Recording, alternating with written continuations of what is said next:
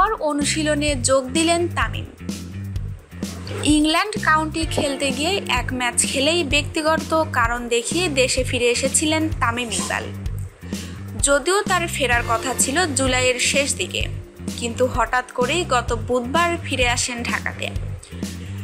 এরপর থেকেই নানান জল্পনা কল্পনা ও গুঞ্জন চলতে থাকে তামিমকে ঘিরে। কেন তিনি হঠাৎ ঢাকায় ফিরে আসলেন, এর উত্তর জানতে উদগ্রীব সবাই।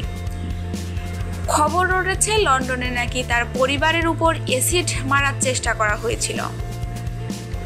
তারা হেট ক্রাইমের শিকার, কিন্তু এ নিয়ে কথা বলার জন্য তামিমের দেখা পাওয়া যাচ্ছিল না এতদিন।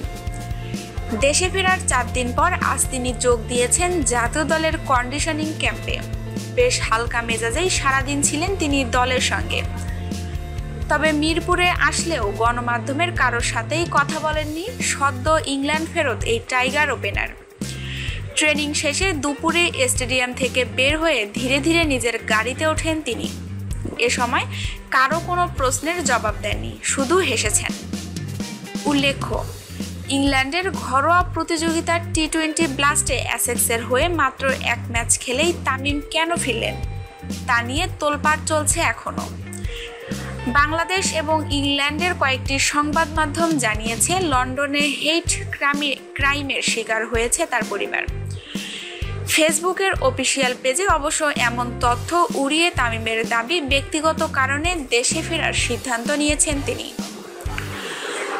আমাদের নিউজটি ভালো লাগলে নিউজটি অবশ্যই আপনার বন্ধুদের সাথে শেয়ার করবেন এবং স্পোর্টসের নিত্য নতুন নিউজ পেতে আমাদের চ্যানেলটিকে সাবস্ক্রাইব করে আমাদের সঙ্গেই থাকবেন। ধন্যবাদ সবাইকে।